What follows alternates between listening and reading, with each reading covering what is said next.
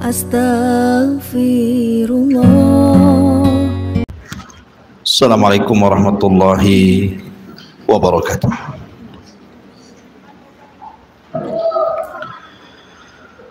Alhamdulillah wassalatu wassalamu ala rasulillah wa ala alihi wa sahbihi wa mawalah wa la hawla wa la quwata illa billahi wa ba'du.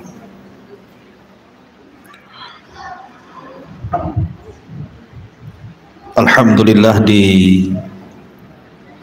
pagi menjelang siang ini kembali kita bisa duduk untuk bertalabul ilmi, meneruskan kajian tafsir dari Juz Amma, dan kita masuk pada surah Al-Bayyinah.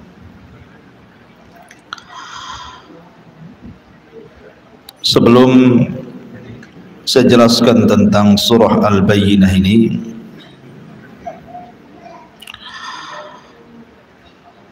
kita tahu bahwa setiap Al-Quran itu kan ada asbab nuzulnya.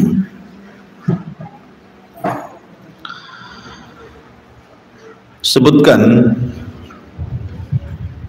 dalam sebuah riwayat dari seorang sahabat namanya Ubay ibn Ka'ab. Dan Ubay ibn Ka'ab ini satu di antara 4 sahabat yang direkomendasikan Nabi untuk diambil Al-Quran dari 4 sahabat itu. Nah, salah satunya adalah Ubay ibn Ka'ab. Di sana ada Zaid ibn Thabit, ada Mu'ad ibn Jabal, Abdullah ibn Mas'ud. Nah, salah satunya adalah Ubay ibn Ka'ab ini. Nah, suatu ketika Ubay ibn Ka'ab ini dipanggil oleh Nabi sallallahu alaihi wasallam. Kemudian Nabi sallallahu alaihi wasallam mengatakan di hadapan Ubay ibn Ka'ab, "Amaranillah an aqra'a 'alaika surat al-Bayyinah." Wahai Ubay, aku diperintah Allah subhanahu wa ta'ala untuk membacakan kepadamu surah Al-Bayyinah. Tentu Ubay bin Ka'ab kaget karena bagaimana mungkin nama dia disebut-sebut Allah. Dan dialah satu-satunya sahabat yang namanya disebut-sebut oleh Allah subhanahu wa ta'ala. Sehingga Ubay pun fabaka, dia pun menangis dan mengatakan, "Asammanillah ya Rasulullah, apakah betul namaku disebut-sebut di sisi Allah wahai Rasul?" Maka Nabi SAW mengatakan, "Ya, namamu disebut-sebut Allah subhanahu wa ta'ala." Artinya bahwa bagaimana hati para sahabat terpaut dengan Allah subhanahu wa ta'ala luar biasa. Apakah mungkin selain daripada Ubay seperti kita umpamanya bisa disebut namanya di hadapan Allah subhanahu wa ta'ala? Maka para ulama mengatakan mungkin saja. Lalu bagaimana caranya? Caranya lakukan hal-hal yang menyebabkan Allah itu cinta dengan kita. Karena ada sebuah hadis Nabi sallallahu alaihi wasallam mengatakan, "Innallaha idza ahabba fulanan nada Jibril." Jadi Allah subhanahu wa ta'ala kalau suka dengan seseorang hamba, maka yang pertama dipanggil itu adalah malaikat Jibril. Kemudian Allah Subhanahu wa taala akan mengatakan kepada Jibril, "Ya Jibril, inni uhibbu fulanan fa'ahibba." Wahai Jibril, aku suka dengan si anu itu, maka kamu harus suka juga dengan dia. Maka selepas itu Jibril akan berteriak dan juga memanggil-manggil seluruh malaikat di langit dan mengatakan, "Wahai para malaikat Allah, sesungguhnya Allah suka dengan si fulan, kalian semua harus cinta dengan si fulan." Dari sini memungkinkan nama kita disebut-sebut oleh Allah Azza wa Jalla. Syaratnya satu, Allah mencintai kita, bukan kita mencintai Allah. Kalau kita bicara kita cinta dengan Allah, sudah wajar. Kita cinta dengan Allah karena Allah pencipta kita, pemberi rizki kepada kita, pemberikan nikmat kepada kita, tentu kita cinta dengan itu semua. Tetapi timbal balik Allah cinta kepada kita ini kan kita tidak tahu apakah Allah cinta dengan kita ataukah tidak. Makanya kalau ingin dicintai Allah Subhanahu wa taala, beramalah dengan amalan-amalan yang menyebabkan Allah itu cinta dengan kita. Salah satunya mendekatkan diri kepada Allah bukan hanya dengan hal-hal yang wajib, tetapi juga lakukan yang sunnah. Kemudian juga biasakan membaca Quran, karena tilawatil Quran itu juga sebab-sebab di mana Allah akan cinta kepada pembacanya.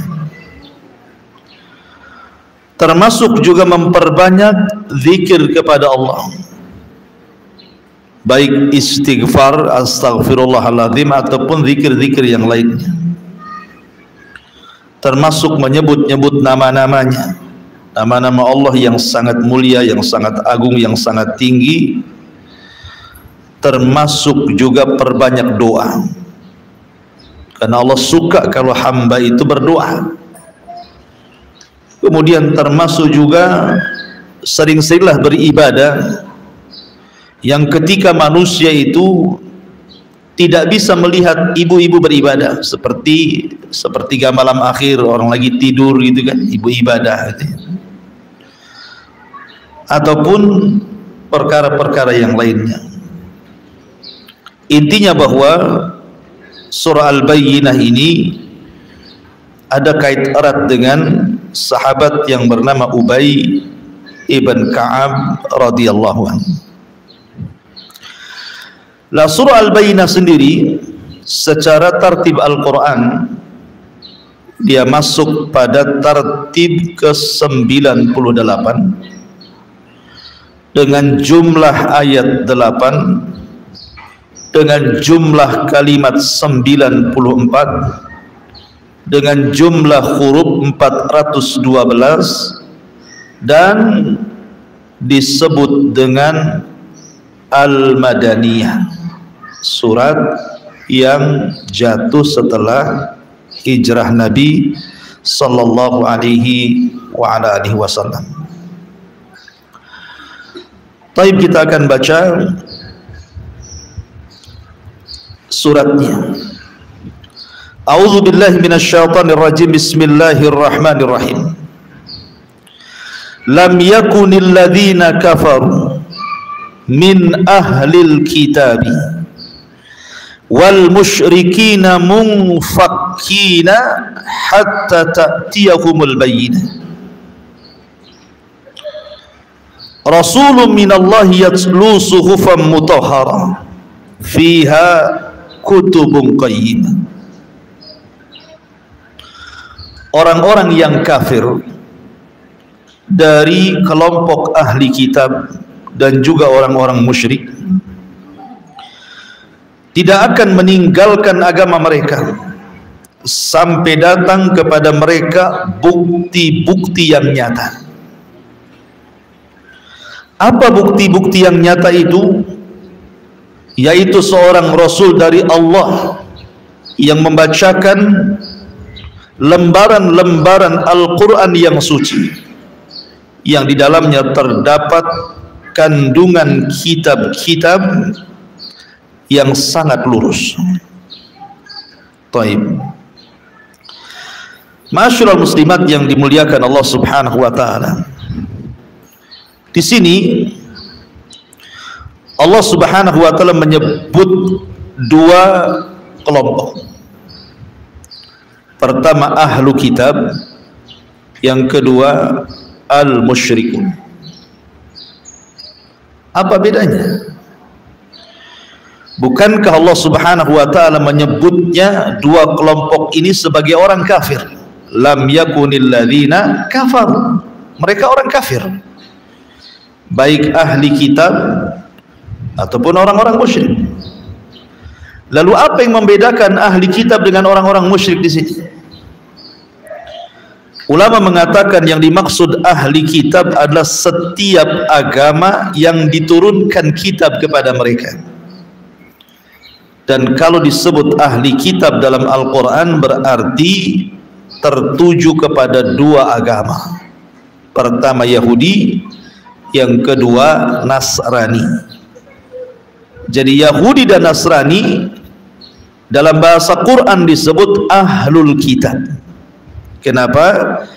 Karena diturunkan kepada mereka kitab-kitab langit dan diutus kepada mereka rasul-rasul yang Allah utus kepada mereka. Yahudi diutus kepada mereka Nabi Musa dengan kitabnya Taurat, kemudian disusul dengan Zabur dan juga rasulnya Daud alaihi salam.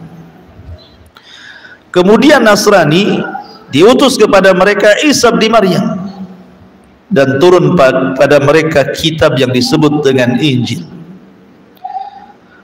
Karena diutus kepada mereka Rasul, diturunkan kepada mereka kitab, maka mereka disebut ahlul kitab.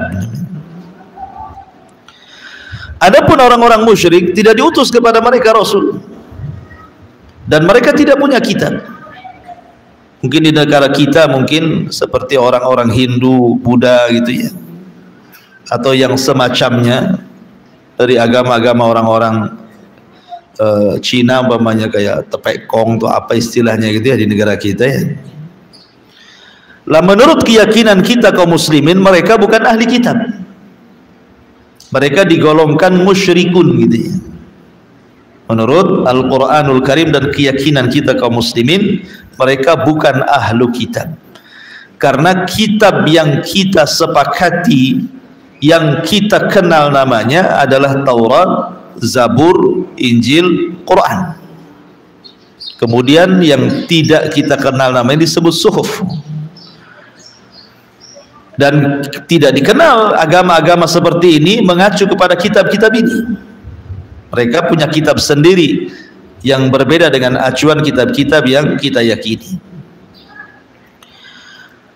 Artinya di sini perbedaan antara orang-orang ahli kitab dengan orang-orang musyrik.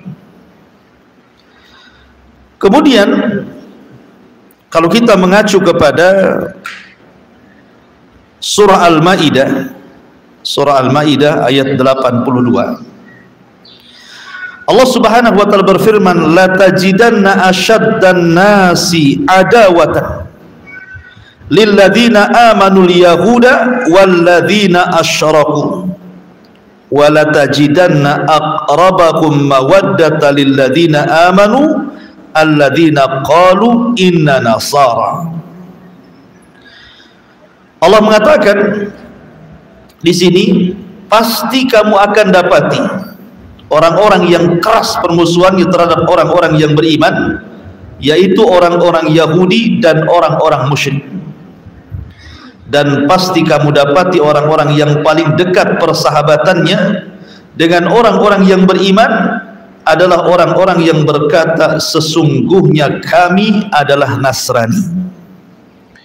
Dari sini ada tingkatan, ya, tingkatan pertama Yang paling berat permusuhannya orang-orang musyrik. Kemudian di bawahnya Yahudi. Kemudian di bawahnya Nasrani. Nasrani ini paling ringan. Makanya di zaman Nabi, orang-orang Nasrani itu banyak masuk Islam. Di zaman Nabi itu, kabilah-kabilah Nasrani itu banyak yang datang kepada Rasul kemudian masuk Islam. Berbeda dengan orang-orang Yahudi. Orang-orang Yahudi itu sulit masuk Islam. Sampai-sampai Rasul mengatakan, kalau seandainya di kota Madinah itu 10 pembesar Yahudi saja masuk Islam, itu cukup mengislamkan Yahudi satu Madinah. Tetapi pembesar Yahudi tidak ada yang masuk Islam kecuali satu orang, namanya Abdullah ibn Salam. Selain itu tidak ada. Sehingga bisa dihitung dengan jari, tidak kurang dari 10 orang yang masuk Islam, lebihnya kufur. Karena sulitnya orang Yahudi itu mendapatkan hidayah karena hasad dan kesombongan mereka. Kemudian perbedaan lain antara ahli kitab dengan orang-orang musyrik dari segi hukum. Contoh umpamanya, ibu baca di dalam Al-Quranul Karim, Allah mengatakan, wala tankihul musyrikah hatta yu'min, wala amatun mu'minatun khairun min musyrikatin walau a'jabatkum, wala tunkihul musyrikina hatta yu'minu, wala abdun mu'minun khairun min musyrikin walau a'jabakum.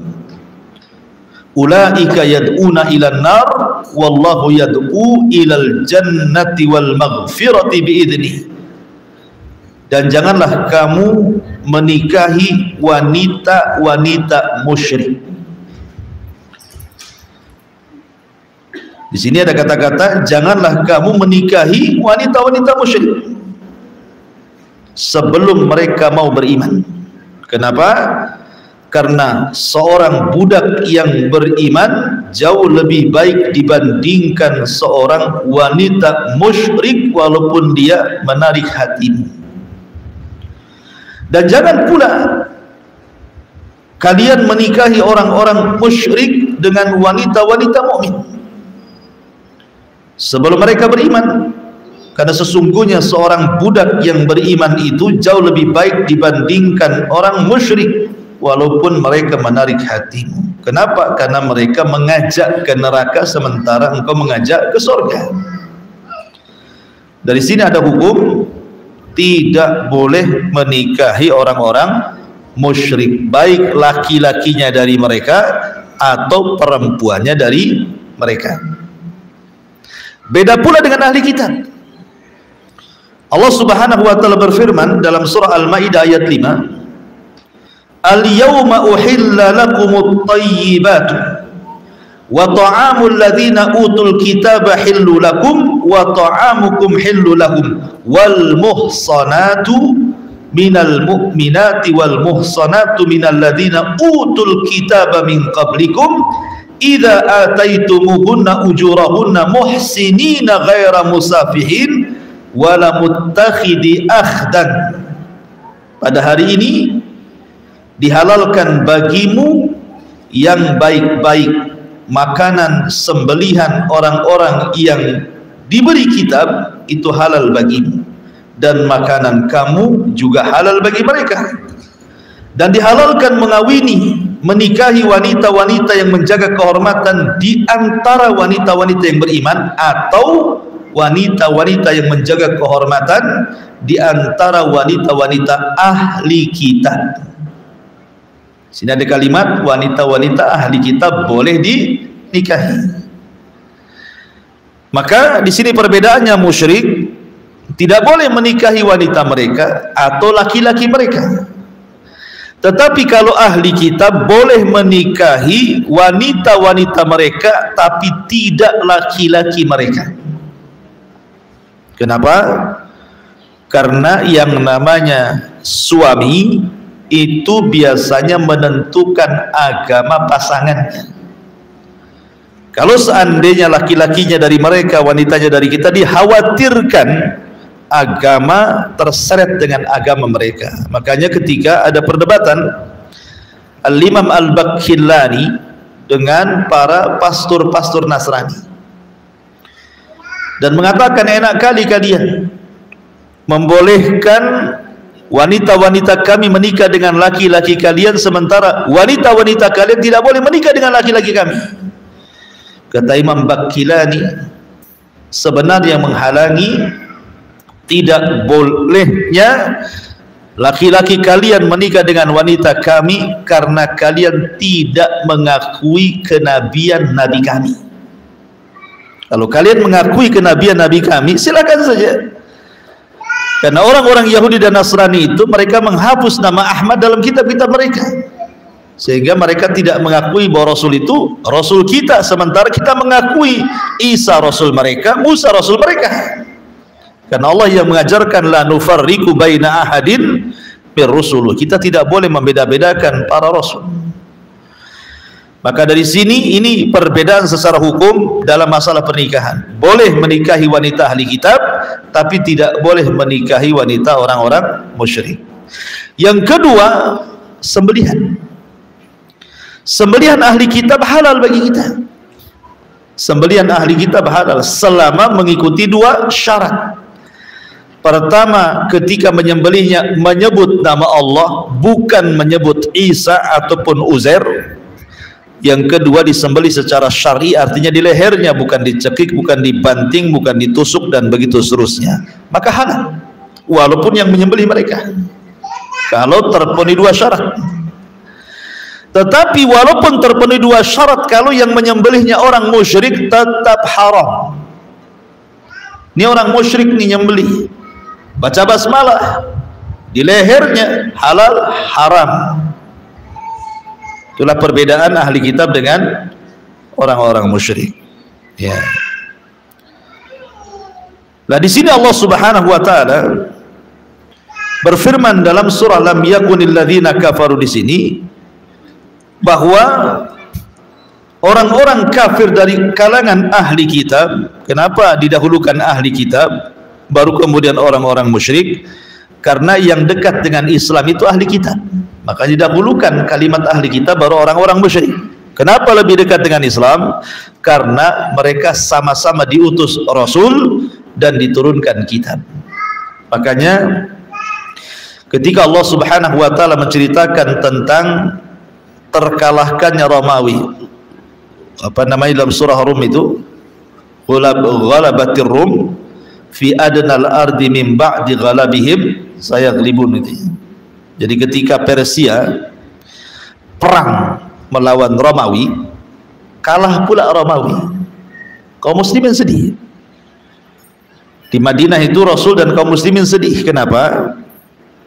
Karena ada sedikit kemiripan dibandingkan dengan Persia kalau Romawi itu. Kenapa? Karena Romawi itu Nasrani ahli kitab, sementara Persia itu penyembah api Majusi. Makanya Rasul sedih gitu ya. Karena ada kedekatan ahli kitab itu dengan Islam dibandingkan orang-orang musyrik yang nggak ada kait-mengait sama sekali dengan Islam. Makanya dahulukan kalimat ahli kitab baru orang-orang musyrik. Kemudian Allah mengatakan munfaqi hatta ta'tiyahumul bayyinah.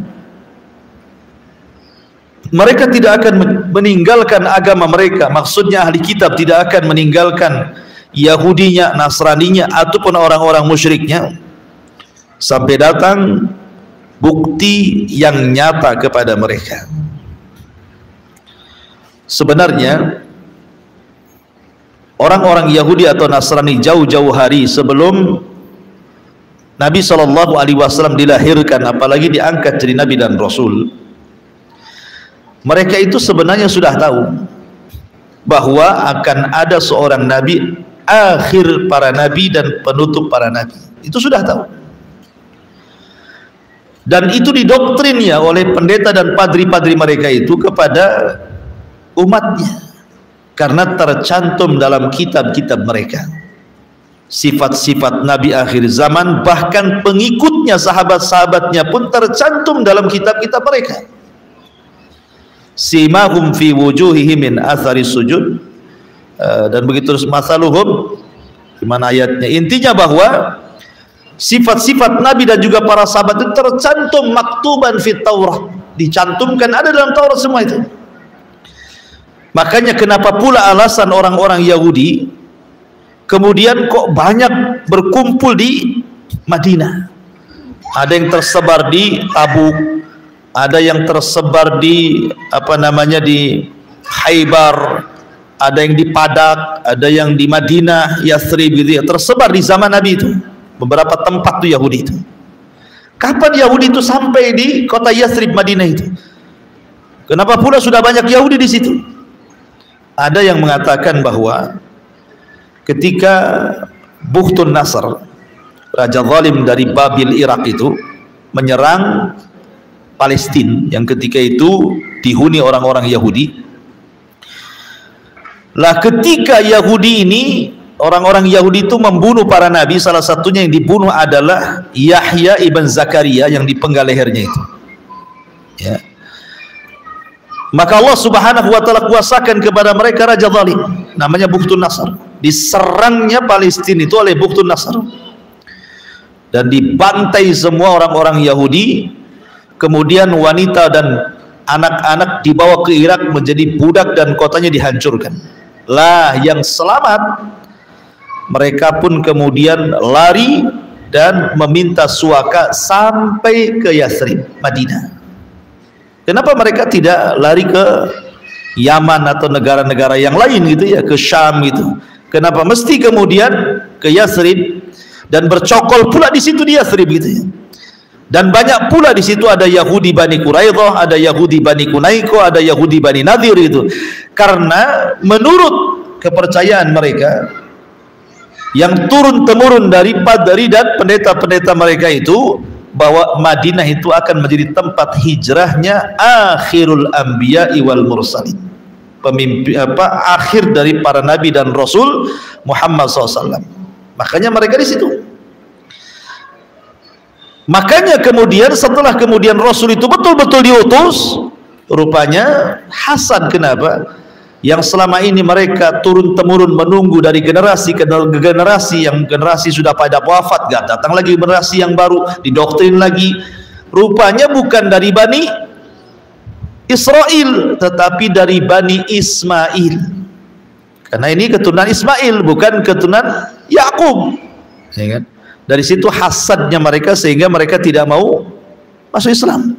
Bahkan mereka memusuhi Jibril karena disangkanya salah alamat gitu ya. Kenapa kenabian diberikan kepada orang Arab, tidak diberikan kepada mereka Bani Israel?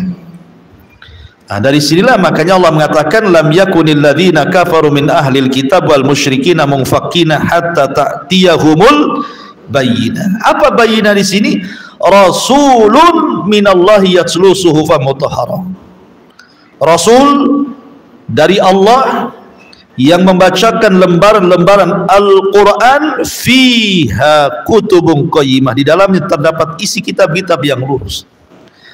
Artinya ketika Nabi SAW betul-betul hijrah dari Mekah ke Madinah, para pembesar Yahudi itu sebagian mereka ada yang mengakui bahwa dia memang Nabi. Salah satunya saya katakan tadi siapa? Abdullah ibn Salam. Abdullah ibn Salam mengakui karena dia seorang ahbarul Yahud. Tetapi tidak semua pembesar Yahudi itu masuk Islam. Bahkan ketika Abdullah ibn Salam diajak oleh Rasul supaya, kan waktu itu Abdullah ibn Salam belum menampakkan keislamannya, masih menyembunyikan.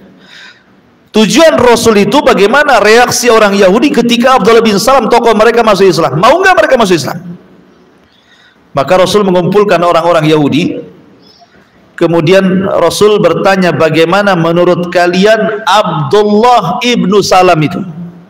Oh, mereka puji Abdullah ibn Salam itu orang baik kami, anak dari orang baik kami, orang mulia kami, anak orang dari orang mulia kami, macam-macam pujian selangit kepada Abdullah bin Salam itu. Tiba-tiba Rasul mengatakan, ya Abdullah bin Salam, keluarlah. Kemudian Abdullah bin Salam keluar, dia pun membaca syahadat di hadapan orang-orang Yahudi. Tiba-tiba orang Yahudi berubah. Abdullah ibn Salam orang yang paling jelek di antara kami, anak dari orang yang paling jelek di antara kami. Nah, ini kan baru saja mereka memuji, tapi ketika sudah tahu Abdullah ibn Salam masuk Islam, mencelanya. Nah, gitu ya. Itulah ke orang Yahudi. Jadi belum tentu ketokohan itu mempengaruhi umat. Belum tentu. Banyak kok tokoh-tokoh yang, ya contoh sajalah yang real gitu ya. Mungkin kelompok-kelompok sempalan dalam Islam gitu ya. Tokohnya sudah tobat, murid-muridnya pula tak tobat gitu kan. Nah, contohnya seperti itu. Ya. Nah di sini Allah mengatakan Rasulun minallahi yatlu suhufan mutahharah. Jadi yang dimaksud bayyinah di sini artinya seorang rasul dari Allah yang membacakan lembaran-lembaran Al-Quran yang di dalamnya terdapat kutubun qayyimah, kitab-kitab yang sangat lurus. Artinya qayyimah di sini ajaran Quran itu isinya sebuah keadilan, penuh dengan keadilan, penuh dengan rahmat, penuh dengan kebaikan, penuh dengan barakah, macam-macam. Qayyimah itu artinya. Kemudian setelah itu Allah mengatakan wa ma tafarraqal ladzina utul kitaba illa min ba'di ma ja'athumul bayyinah. Dan tidaklah terpecah belah orang-orang ahli kitab melainkan setelah datang kepada mereka bukti yang nyata. Lihat dalam ayat keempat Allah tidak menyebut kalimat musyrik. Ya kan? Perhatikan coba ayat keempat tuh. Tidak ada. Allah tidak mengatakan wa ma tafarraqal ladzina utul kitab wal musyrikun, enggak ada. Ya di sini fokus kepada ahli kitab. Ayat keempat ini. Nah, tapi kalau ayat pertama di situ ada ahli kitab dan musyrik. Tapi ayat keempat tidak ada musyriknya. Ini fokus kepada ahli kitab pembahasannya di sini. Wa ma tafarraqal ladzina utul kitab. Sekali lagi pembahasannya fokus kepada ahli kitab, maksudnya Yahudi dan Nasrani. Illa min ba'di ma ja'athumul bayyinah. Dan tidaklah terpecah belahnya orang-orang ahli kitab, maksudnya terpecah belahnya orang Yahudi, terpecah belahnya orang-orang Nasrani, illa kecuali min ba'di ma ja'athumul bayyinah, melainkan setelah datang kepada mereka bukti yang nyata. Sebelum Nabi SAW datang ke kota Madinah, semua Yahudi sepakat, ahli kitab itu sepakat, tidak ada yang menyimpang di antara mereka. Mereka betul-betul mengikuti alur kitab-kitab mereka. Sepakat kalau ada nabi yang muncul di akhir zaman, kita harus beriman, menolong dia, bla bla bla bla, macam-macam. Bahkan orang-orang musyrik Khazraj dan Aus, cikal bakal Ansar. Cikal bakal Ansar itu kan dari dua kabilah besar, namanya Khazraj dan Aus. Itu cikal bakalnya orang-orang musyrik dari kalangan Khazraj dan Aus Madinah.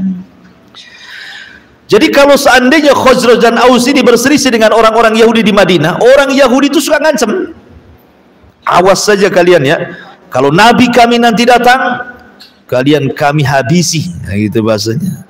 Jadi mereka berbangga, nabinya belum muncul, tetapi mereka suka ngancam orang-orang Khazraj dan Aus, kalau nabi kami sebentar lagi muncul, awas kami habisi kalian. Itulah sesumbarnya orang-orang Yahudi dan juga ahli kitab yang ada di Madinah. Sebab itu pula lah kenapa orang-orang Ansar itu dapat hidayah. Kenapa? Karena merekam maklumat kenabian dari orang Yahudi. Kalau orang-orang musyrik Mekah kan nggak ada maklumat kenabian kan, karena mereka tidak berinteraksi dengan orang Yahudi. Tapi orang-orang musyrik Madinah, Khazraj dan Aus ini ada interaksi dengan orang-orang Yahudi, sehingga mereka dapat maklumat akan ada nabi, akan ada nabi, akan ada nabi. Terekamlah oleh orang Khazraj dan Aus ini. Sehingga ketika pembesar-pembesar Khazraj dan Aus ini suatu ketika haji ala jahiliyah tentunya ke Mekah, tiba-tiba mendengar di Mekah ada orang ngaku nabi namanya Muhammad. Maka beberapa orang, 7 atau 8 orang ini menemui Rasul, kemudian diperhatikan ciri-cirinya, kok seperti yang dibicarakan orang Yahudi. Maka mereka mengatakan, kalau begitu kita harus mendahului orang Yahudi beriman kepada Nabi ini. Nah, sejak itulah terjadi namanya pembaiatan Aqabah pertama dan yang kedua. 2 kali pembaiatan Aqabah itu, Aqabatul Ula dan Aqabatul Tsani. Artinya di sini bahwa sebab perantara orang Nasrani masuk Islam itu salah satunya perantara informasi dari Yahudi. Makanya orang musyrik Madinah itu mudah masuk Islam. Beda dengan orang musyrik Mekah kan, Abu Jahal CS itu kan susah tuh masuk Islamnya tuh, karena nggak ada maklumat masalahnya. Nah, sementara orang-orang musyrik Madinah itu ada maklumat dari makanya ketika Rasul hijrah ke Madinah, satu kabilah masuk Islam, Khazraj dan Aus itu masuk Islam dan semua jadi orang Ansor. Lah orang Yahudi yang punya sumber, justru ketika betul-betul Rasul datang hijrah ke Madinah, kemudian menampakkan Quran kepada mereka, mendebat mereka dan begitu seterusnya, mulailah mereka terpecah. Ada yang yakin, ada yang kufur. Ya. Setelah datang Rasul membawa Al-Quran menjelaskan kepada mereka, Yahudi ini bimbang. Dari sinilah kemudian Yahudi terpecah, ada yang beriman kepada Nabi dan kebanyakan mereka kufur kepada Nabi SAW. Makanya Allah mengatakan, wa ma tafarraqal ladzina utul kitaba illa min ba'di ma ja'athumul bayyinah. Dan tidaklah terpecah belahnya ahli kitab melainkan setelah datang kepada mereka bukti yang nyata, maksudnya keterangan Nabi kepada mereka. Kemudian Allah mengatakan, wa ma umiru illa liya'budullaha mukhlishina lahud-dina hunafa wa yuqimus salata wa yu'tuz zakata wa dzalika dinul qayyim. Padahal mereka, siapa mereka? Semuanya, ahli kitabnya, musyriknya, termasuk pada kalimat mereka. Ya. Padahal mereka ahli kitab Yahudi dan Nasrani ataupun orang-orang musyrik Arab atau semua manusia hanya diperintah menyembah Allah dengan ikhlas, mentaatinya semata-mata karena menjalankan agama, dan juga agar melaksanakan salat, menunaikan zakat, dan yang demikian itulah agama yang lurus, yang benar, yang jelas, dan begitu seterusnya. Dari sini Allah Subhanahu wa ta'ala ingin menjelaskan kepada kita bahwa tujuan diutusnya para nabi dan rasul sejak Adam sampai yang terakhir Rasul kita Muhammad sallallahu alaihi wasallam dalam rangka mentauhidkan Allah. Ayat ini menjelaskan kepada kita bahwa semua seruan para nabi dari zaman ke zaman, sebagaimana Allah mengatakan dalam surah Al-Anbiya ayat 25, wa ma arsalnaka min qablika mir rasulin illa nuhi ilaihi annahu la ilaha illa ana fa'budun. Dan tidaklah kami utus seorang rasul sebelum engkau wahai Muhammad kecuali diwahyukan kepadanya bahwa dia, maksudnya Allah, tidak ada sesembahan yang berhak disembah kecuali aku, kata Allah, maka sembahlah diriku. Dan Allah mengatakan, walaqad ba'atsna fi kulli ummatir rasulan an i'budullaha wajtanibut taghut. Dan tidaklah kami utus pada tiap-tiap umat ini seorang rasul kecuali menyeru kepada umatnya, sembahlah Allah dan jauhi sesembahan selain daripada Allah alias taghut. Itulah makna daripada ikhlas namanya. Ikhlas itu artinya tauhid. Wa ma khalaqtul jinna wal insa illa liya'budun. Ya. Dan subhanallah, tauhid ini manfaatnya besar karena memiliki keutamaan yang jauh lebih hebat dibandingkan semua perintah Allah kepada hambanya. Di antaranya secara singkat, tauhid itu menjadikan Allah Subhanahu wa taala mengampuni dosa-dosa hambanya dan menghilangkan keburukan-keburukan hambanya. Yang kedua, tauhid itu sebab yang sangat besar seseorang masuk ke dalam surga dan selamat dari neraka. Tauhid itu memudahkan seorang hamba untuk melakukan kebaikan dan meninggalkan kemungkaran. Tauhid itu meringankan seorang hamba ketika menghadapi bala ataupun musibah-musibah dalam hidupnya. Tauhid itu bisa membebaskan seorang hamba dari perbudakan kepada makhluk dengan hanya menyembah kepada Allah Subhanahu wa taala. Dan tauhid juga salah satu sebab seseorang itu mudah mendapatkan syafaat Nabi sallallahu alaihi wasallam. Dan inti daripada semua dakwah para nabi dan rasul adalah tauhid. Makanya juga Rasul apabila mengutus sebuah pasukan, yang pertama diserukan adalah la ilaha illallah. Bahkan dia termasuk syarat diterimanya sebuah amal saleh, dan banyak lagi. Intinya bahwa Allah mengatakan wa ma umiru illa liya'budullaha mukhlishina lahud-din hunafa wa yuqimus salata wa yu'tuz zakata wa dzalika dinul qayyimah. Ini seruan kepada tauhid. Setelah itu baru melaksanakan salat dan zakat, karena salat dan zakat itu semua syariat para nabi ada. Semua syariat para nabi itu terkandung perintah salat dan juga terkandung perintah zakat. Kemudian Allah Subhanahu wa taala bicara tentang kesudahan orang-orang kafir. Seperti apa kesudahan mereka? Orang-orang kafir dari kalangan ahli kitab dan orang-orang musyrik, ataupun kesudahan orang-orang yang beriman dan beramal saleh. Karena biasanya kebiasaan Quran itu kalau disebut pahala atau balasan orang-orang yang kafir, pasti disebut juga balasan orang-orang yang beriman, biar imbang. Selalu seperti itu. Wa man ya'mal mithqala dzarratin khairan yara wa man ya'mal mithqala dzarratin syarran yara. Faman thaqulat mawazinuhu wa huwa fi isyatir radiyah wa amman khaffat mawazinu fa ummuhu hawiyah. Mesti disebut tuh, ya, balasan orang yang beriman, balasan orang kafir, ya. Maka di sini juga Allah menyebutnya. Apa balasan bagi orang-orang kafir dan ahli kitab itu? Innal ladzina kafaru min ahlil kitabi wal musyrikin. Sesungguhnya orang-orang kafir dari golongan ahli kitab dan orang-orang musyrik, fi nari jahannam, mereka akan masuk ke neraka jahannam, khalidina fiha, dikekalkan di dalamnya, ulaika hum syarrul bariyah, mereka adalah seburuk-buruk makhluk yang Allah ciptakan. Masyarul muslimat, ibu-ibu yang dimuliakan Allah Subhanahu wa taala.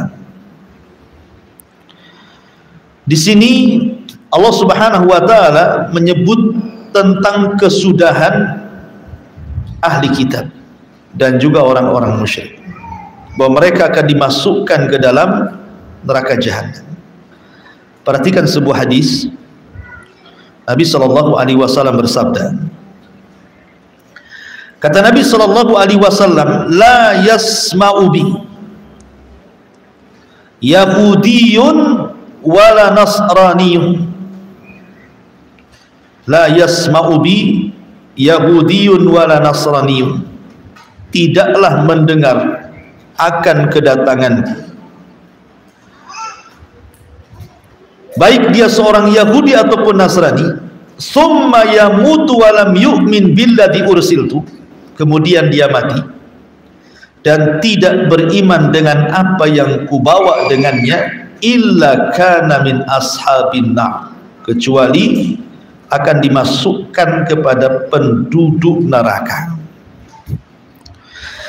Jadi orang Yahudi yang terancam neraka, orang Nasrani yang terancam neraka, orang-orang musyrik yang terancam neraka itu di dalam ayat ini adalah orang-orang yang tidak beriman kepada Nabi.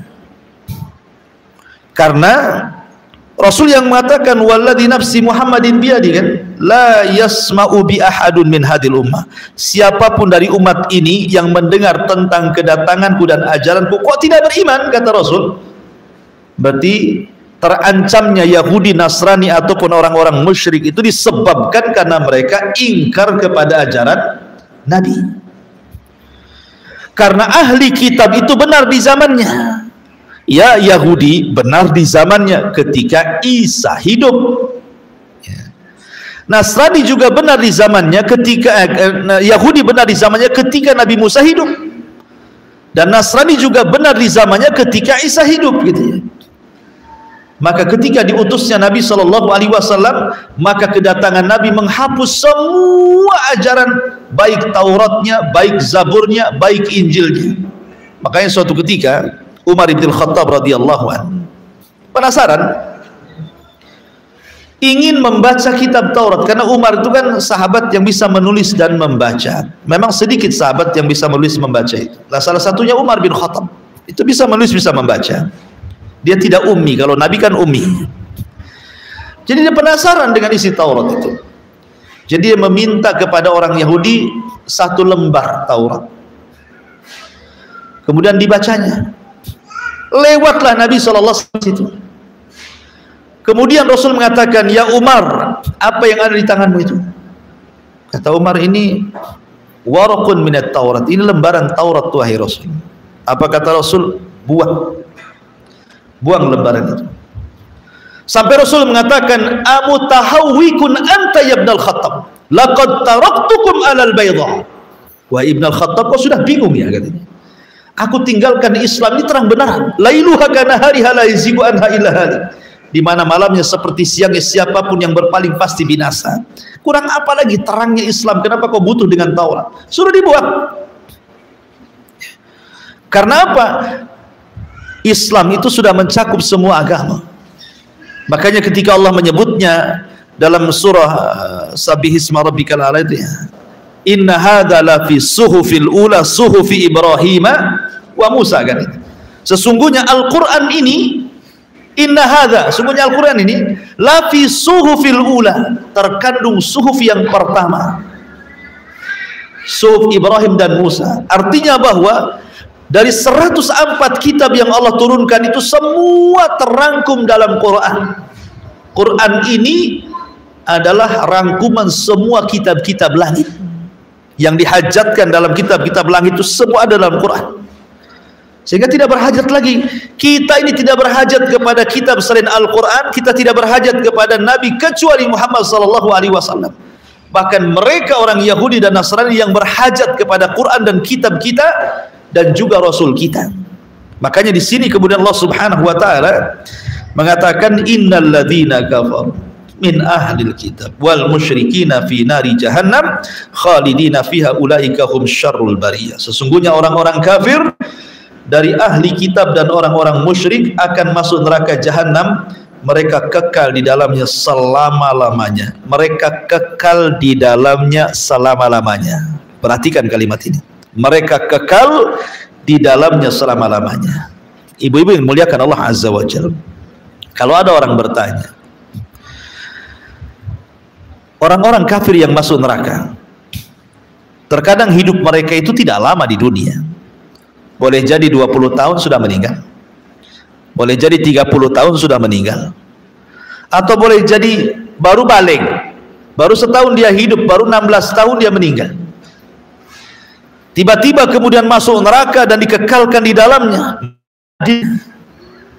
Itu ya, kalau ada syubhat, kan syubhat namanya, kan. Masa di dunia cuman umurnya 20 tahun, tapi kalau masuk neraka nggak keluar dari neraka, ini gimana ceritanya? Ya, harusnya kalau memang akal bicara, yo 20 tahun kafir ya di neraka juga 20 tahun, kan itu ya. Bukankah dosa itu beda dengan pahala? Kalau pahala itu satu pahala bisa dilipat gandakan menjadi 10 kali lipat sampai 700 kali lipat pahala, kan. Tapi kalau dosa kan satu dosa satu hukuman. Ya, satu dosa satu hukuman. Itulah keadilannya Allah. Allah tidak akan mengadab kecuali dengan sesuai keadilan, sebagaimana Allah memasukkan ke dalam surga itu sesuai dengan rahmatnya dan kasih sayangnya. Karena kalau kita membeli surga nggak kebeli. Lalu kenapa kita dimasukkan surga? Rahmat, kasih sayang Allah. Allah kasihan dengan kita, makanya Allah masukkan. Nah, kalau ibu mau beli surga dengan amalan ibu, nggak akan bisa masuk surga ibu itu sampai kiamat. Ya, makanya ketika ada seorang Bani Israel tidak pernah maksiat bu, seumur hidupnya tidak pernah maksiat Bani Israel. Anak muda Bani Israel tidak pernah maksiat, akhirnya meninggal. Kemudian dia berdiri di pintu surga. Kemudian Allah mengatakan, udkhulil jannah bi rahmati, masuk kau ke dalam surga dengan rahmatku. Orang ini mengatakan, tidak maulah.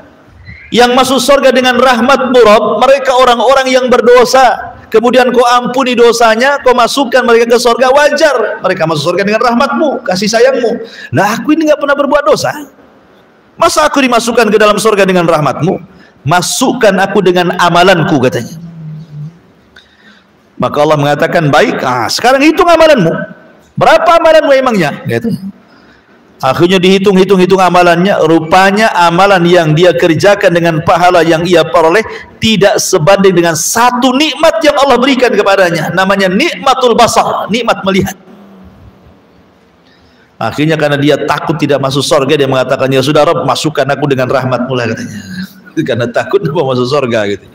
Ya. Tapi di sini bahwa orang masuk surga itu karena rahmat, beda pula masuk neraka karena keadilan. Lah kalau orang kemudian mengatakan, lah orang ini hidup 20 tahun orang kafir kok masuk neraka dikekalkan, adilnya di mana, gitu. Gitu ya. Nih, ini kalau ada syubhat seperti ini, Bu, jawabannya ya adalah firman Allah Subhanahu wa taala. Allah Subhanahu wa taala berfirman di dalam Al-Qur'an. Dan saya cari dulu ayatnya. Bal bada lahum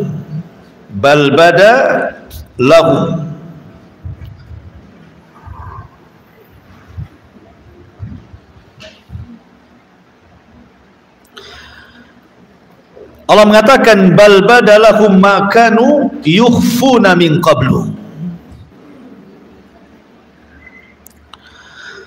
Bahkan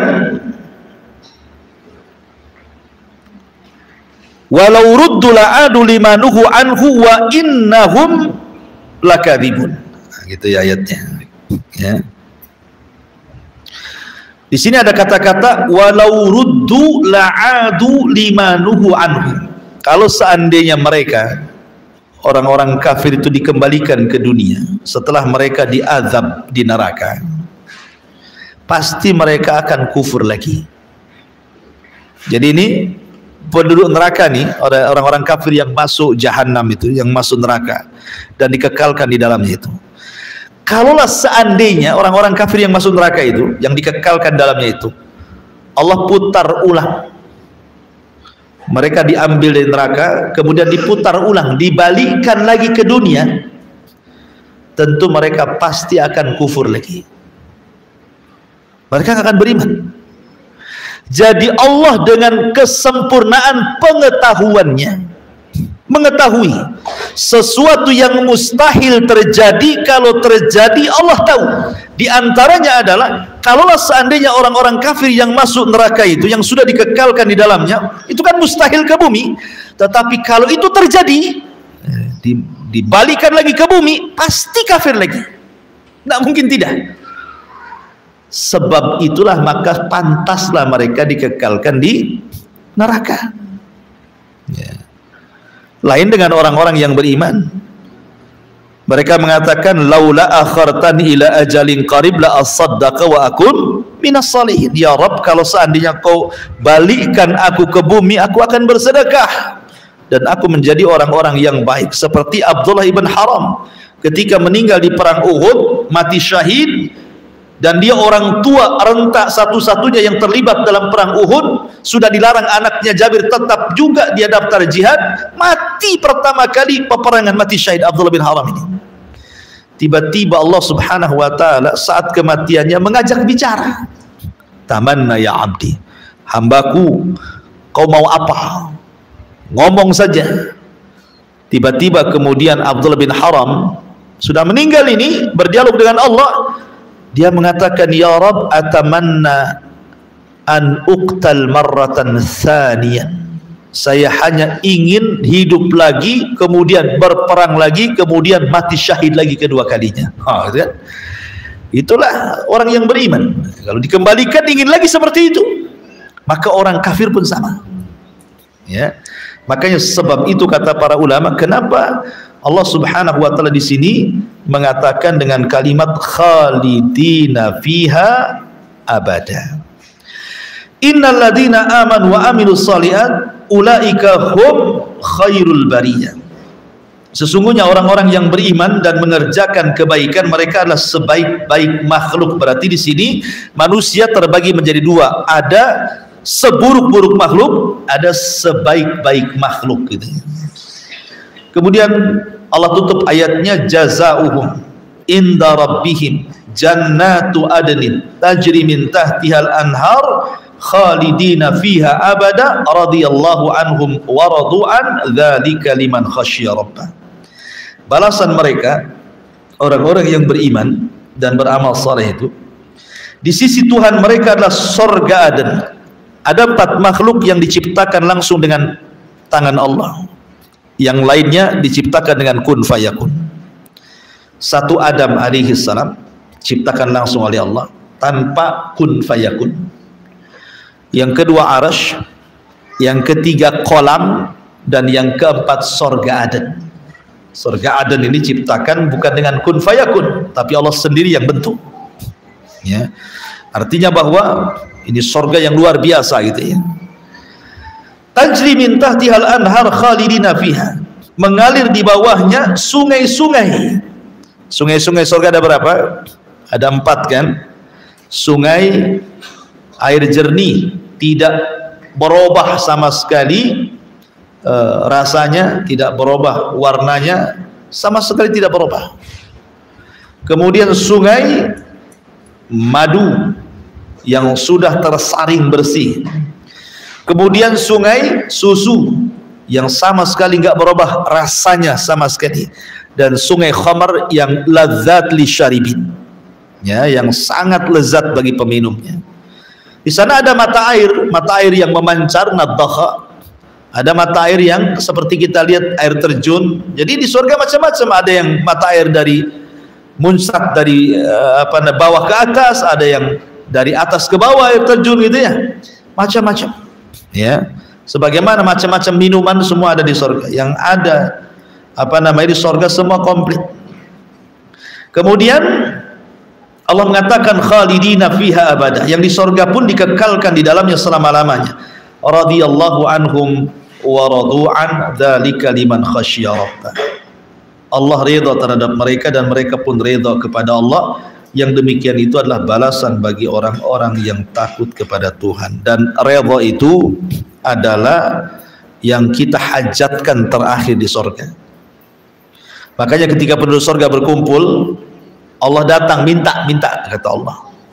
Surga bingung, alam tubayyid wujuhana, kau kan sudah mutihkan wajah kami, kau keluarkan kami neraka, kau masukkan kami ke surga, dan nikmat yang begitu banyak di surga, apa lagi ya Allah? Tidak cukup. Tapi Allah itu karim, minta. Barulah kemudian Adam memberitahu, minta keridhaan Allah, karena redha itu sesuatu yang sangat tinggi, ya. Ikhlas, ya kan? Kata Nabi Adam, minta keridhaan Allah, sebab kalau Allah murka, kalian keluarkan dari surga sebagaimana dulu aku pernah dikeluarkan dari surga, kata Adam. Maka minta keridhaannya. Maka wajah-wajah yang penuh dengan keridhaan, ketika mereka mendapatkan ridha Allah, maka selamanya mereka tidak akan dikeluarkan dari surga. Mereka akan dikekalkan di dalamnya selama-lamanya, dan itu bagi yang takut kepada Allah. Makanya Allah mengatakan waliman khafa maqama rabbih jannah. Bagi orang yang takut kepada Allah berikan 2 surga. Paling sedikit orang masuk surga itu dikasih 2 istana. Istana milik dia, solid milik dia, dan istana warisan orang-orang kafir yang masuk neraka, yang mereka tidak akan masuk surga, diwariskan kepada orang-orang yang beriman. Tilkumul jannah uristumuha, itulah surga yang diwariskan orang kafir yang tidak masuk surga, kami berikan kepada orang beriman. Jadi paling sedikit orang yang beriman masuk surga dapat 2 surga gitu ya, dapat 2 istana. Ya bisa saja kalau ibu bangun-bangun terus ya makin banyak istananya. Gimana cara bangunnya? Baca qul huwallahu 10 kali dalam sehari, itu 1 istana di surga terbang. Ya kan? Bangun masjid kayak gini, dapatlah 1 bangunan di surga. Itu cara bangun bangunan di sana. Bukan ibu datang ke toko bangunan tolong kirim batanya ke surga, ya kan? Karena sudah jadi surganya di sana. Wallahu alam, ini yang bisa sampaikan. Silakan kalau ada yang bertanya.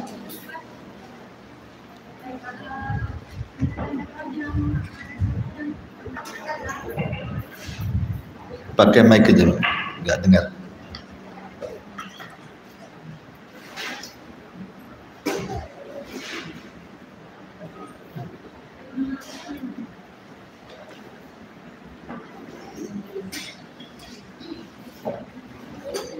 Nggak bisa? Tuh. Pada contoh tadi, ketika kaum Bani Israil, katakan mereka tidak pernah melakukan sedikit kesalahan sampai ketika pada masanya bertemu Allah dan Allah perintahkan untuk masuk surga dan mereka tidak mau. Ketika masuk surga dapat dengan rahmat Allah, tapi mereka minta dengan amalan mereka. Dan akhirnya pada kisah cerita tersebut mereka menginginkan masuk surga dengan rahmat Allah. Baik. Yang anak tanyakan sini Ustaz, yang anak ini ada Ustaz, itu kan kaum yang paling pintar, itu kan kaum Bani Israil Ustaz, yang mereka selalu membantah ketika pada masa Nabi Musa. Terus yang maksud cerita Ustaz ini kaum Bani Israil yang kapan Ustaz? Iya. Bani Israel itu tidak semua kufur. Bani Israel itu ada yang beriman, ada yang taat kepada nabinya, ada yang ingkar, macam-macam. Setiap umat itu kan ada yang baik, ada yang buruk, ada yang soleh, ada yang tidak. Umat Islam juga sama, ada yang sholat, ada yang tidak, ya kan? Ada yang zakat, ada yang tidak, yang sedekah, ada yang ngaji, ada yang tidak. Kurang lebih seperti itu, ya. Karena Bani Israel sendiri terdiri daripada 12 kabilah. Salah satu kabilahnya Yahudi. Yahudi itu satu di antara 12 kabilah Bani Israel. Kan putra Yakub banyak gitu ya. Ada namanya Sam'un, itu turunannya turunan Sam'un. Ada namanya Ruben, ada namanya Lawi yang turunannya jadi nabi semua itu. Ada Binyamin, ada Nabi Yusuf ya. Ada Dan, ada Naftali, ada lupalah, pokoknya ada 12 lah kurang lebih seperti itu. Jadi kan turunannya beda-beda Bani Israel. Lah yang paling degil itu Yahudi. Yang paling degil itu ya orang Yahudi itu memang degil kali itu. Sampai sekarang itu ya. Orang Yahudi itu. Dan yang membuat degilnya Yahudi zaman sekarang ya Yahudi di zaman Nabi. Yang ngasih contoh itu. Seandainya Yahudi di zaman Nabi beriman kepada Rasul, tentu Yahudi sampai sekarang akan beriman. Tapi karena mereka yang berikan contoh, maka dosanya ditanggung mereka lah. Siapa yang berikan contoh buruk diikuti ya ditanggung dosanya sama mereka. Orang-orang awal-awal. Ya. Berarti kan kita bisa katakan yang paling lebih itu kaum Yahudi Ustaz. Terus ketika Nabi Musa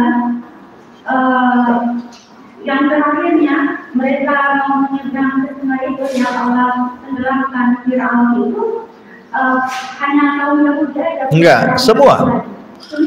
Semua.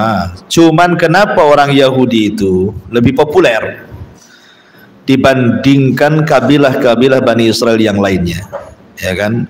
Karena Allah lebihkan kecerdasan dibandingkan yang lainnya. Orang Yahudi itu dari keturunan Yahuda. Kemudian Allah anugerahkan kerajaan.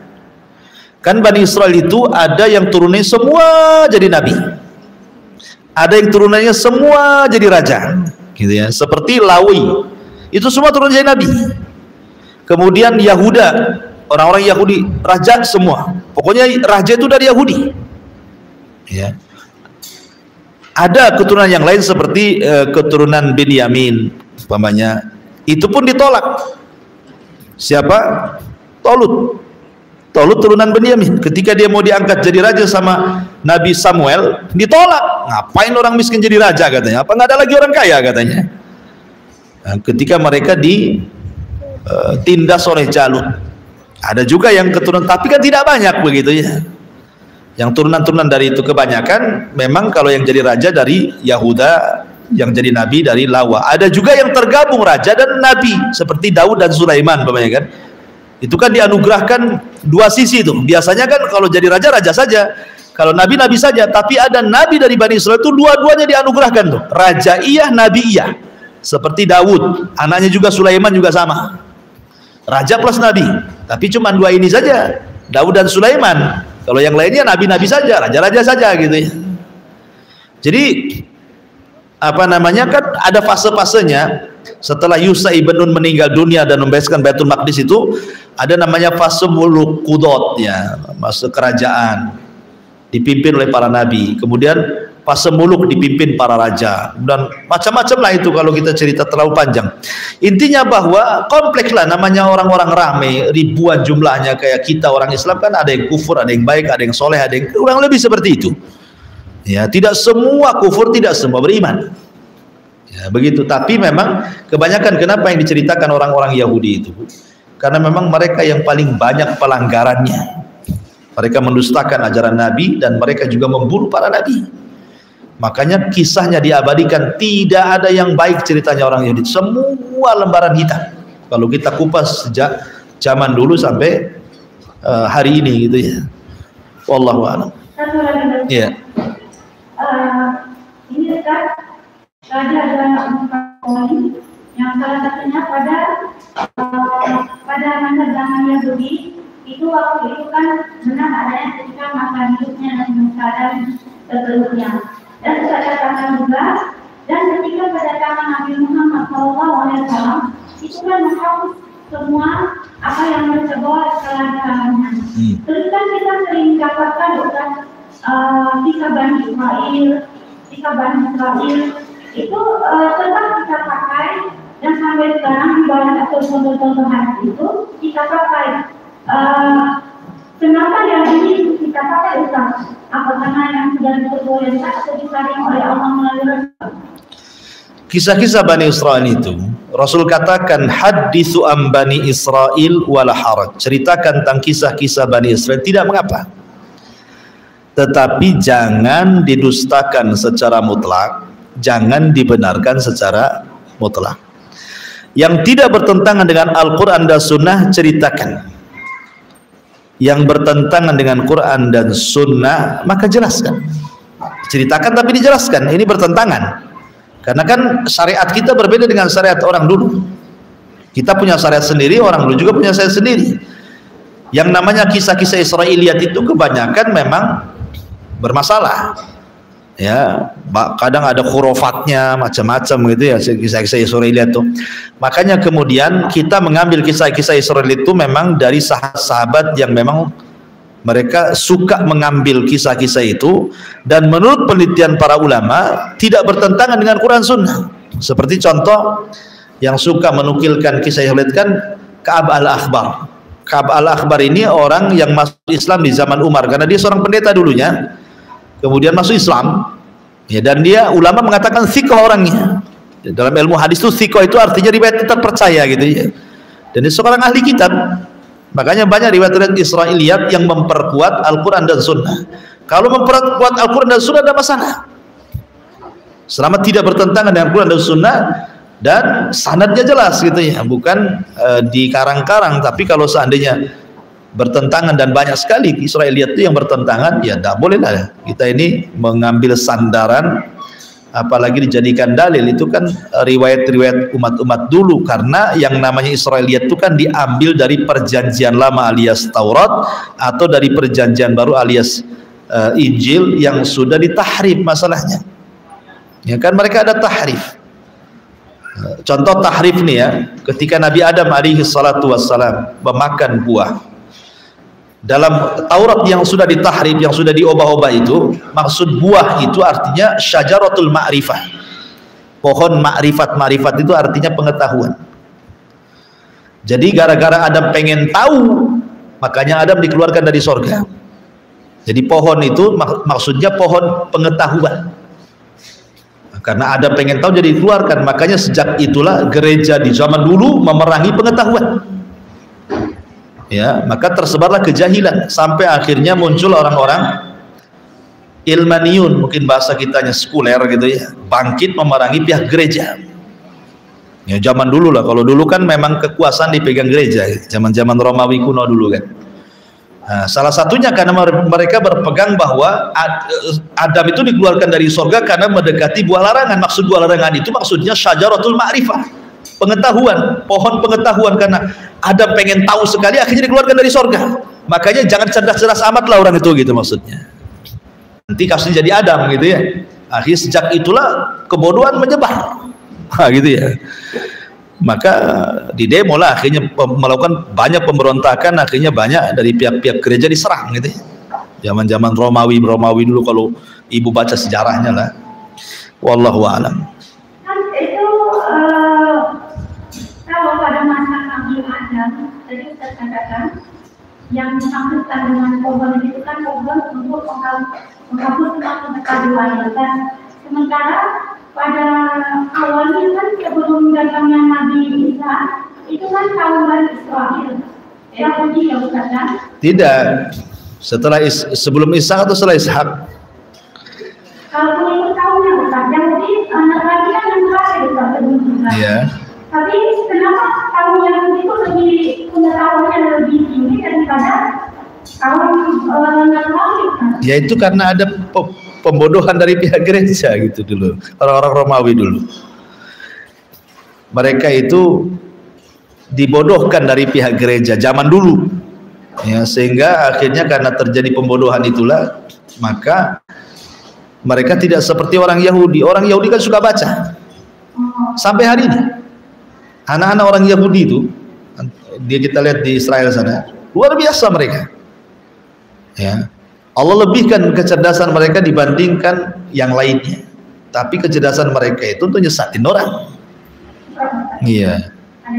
Wah ya. Ada yang bertanya?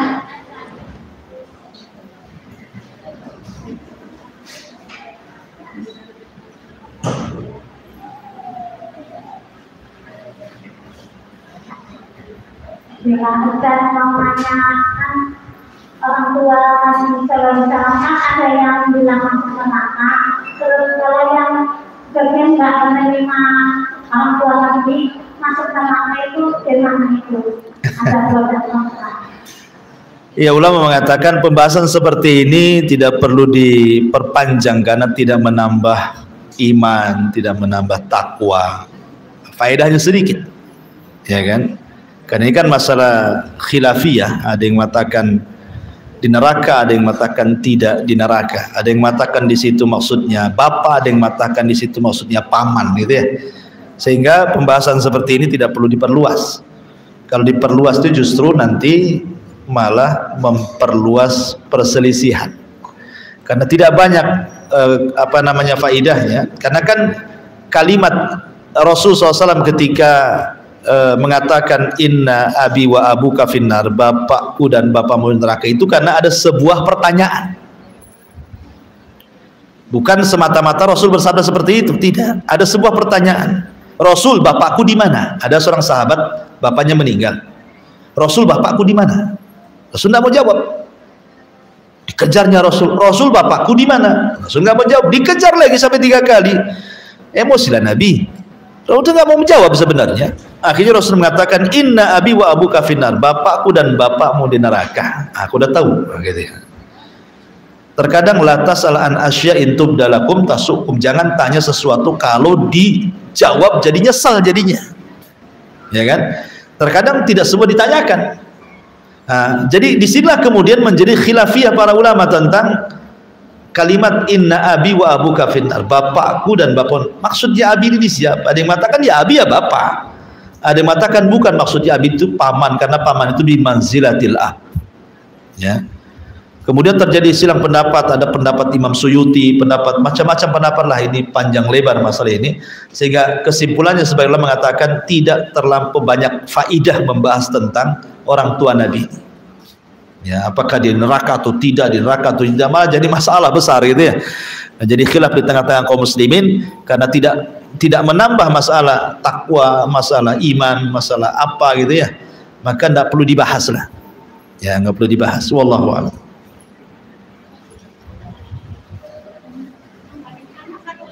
Iya.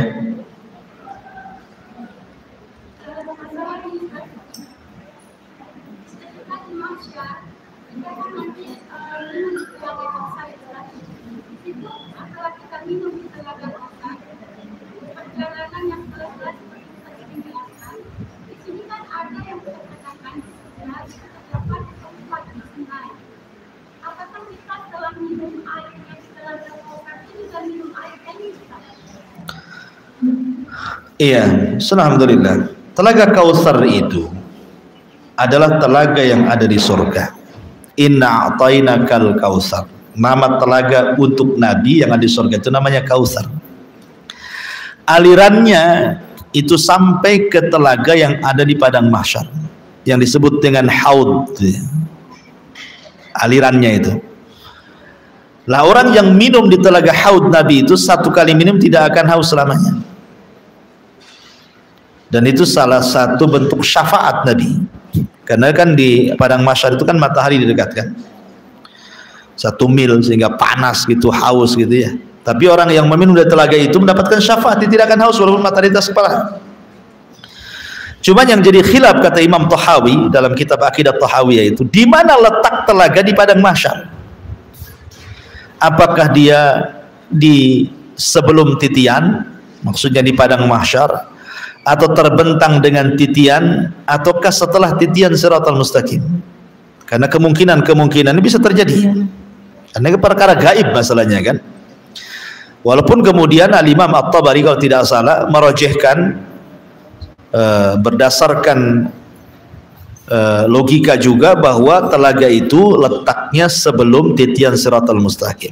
Kemudian dilogikakan sama dia, karena orang ketika dibangkitkan dari kubur itu akan merasa haus, sama dengan ibu kalau tidur lama pasti haus, pengen minum, ya kan?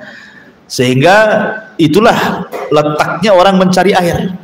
Kan orang dibangkitkan habis dari tidur, dari tiupan sangkakala yang pertama dia mati, ruhnya disimpan di kalau orang mukmin di Iliyin, kalau orang kafir di Sijin gitu ya. Kemudian badannya hancur kecuali tulang ekor. Kemudian tiupan sangkakala yang kedua dibangunkan, jadi seolah-olah orang itu bangun dari tidur. Ketika itulah orang kehausan dan mencari air.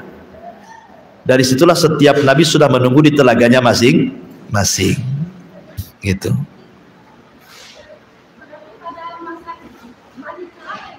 Setiap Nabi punya telaga. Iya, setiap Nabi punya telaga masing-masing. Tapi jangan dibayangkan kayak telaga Duri Angkang sini. Perkataan yang ketika perkataan itu apakah dia itu dari umatku? Tidak, bukan, karena dia tidak ada tanda-tanda bahwa itu adalah umatku. Itu maksudnya gimana? Iya, semua orang akan minum dari telaga. Selama umat Rasul akan minum dari telaga. Cuman kan ada yang duluan, ada yang belakangan. Yang duluan minum ya penduduk Yaman, orang-orang Ansor. Kenapa mereka didahulukan minum dari telaga daripada orang-orang Muhajirin? Bukankah orang-orang Muhajirin itu yang pertama masuk Islam? Ya. Orang Ansor itu justru belakangan masuk Islam. Harusnya kan Muhajirin dulu, karena Allah mengatakan as-sabiqunal awwal minal muhajirin. Allah sebutkan dulu pertama kan, wal ansor. Kenapa kalau minum telaga kok Ansor dulu, baru Muhajirin? Inilah kata para ulama, al-jaza min jinsil amal. Ketika di dunia orang-orang Muhajirin itu semua mendapatkan kekuasaan. Khalifah pertama Abu Bakar Muhajirin, khalifah kedua Muhajirin, khalifah ketiga Muhajirin, khalifah keempat Muhajirin, semua Muhajirin. Abu Bakar, Umar, Utsman, Ali Muhajirin. Kemudian Hasan ibn Ali Muhajirin. Pindah dari Khulafaur Rasyidin kepada kerajaan Bani Umayyah dipegang Muhajirin. Tumbang Bani Umayyah, naik Bani Abbasiyah dipegang Muhajirin. Jadi Muhajirin itu mereka diberikan kekuasaan di dunia. Orang Ansor gak dapat apa-apa. Mereka tidak ada yang jadi pemimpin kan?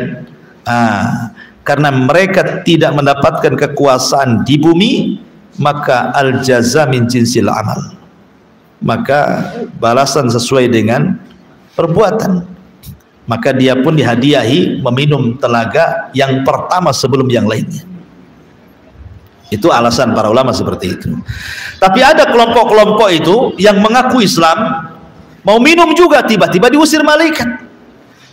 Kemudian Nabi SAW mengenali mereka, ummati ummati ya Rabbi, itu kan umatku, kenapa kau usir? Maka Allah mengatakan, ya Muhammad, innaka la tadri ma ahdatsu ba'daka innahum ghayyaru wa baddalu. Muhammad, kau tak tahu apa yang mereka lakukan. Mereka merubah-rubah petunjukmu, mereka lari dari sunnahmu.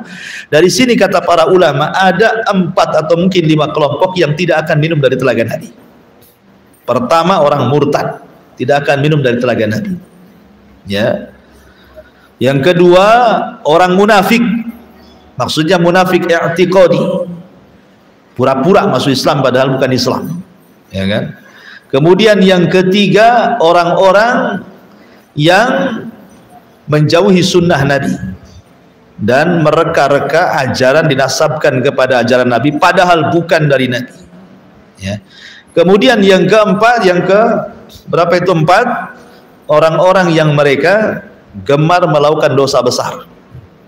Orang-orang yang gemar melakukan dosa-dosa besar, maka mereka tidak akan minum di telaga Nabi. Kemudian yang terakhir, orang yang mempermainkan agama, istihzah, mengolok-olok agama. 5 orang ini kata para ulama tidak akan minum di telaga, ya. Makanya penting menghindari 5 perkara ini. Wallahu alam, saya kira cukup ya.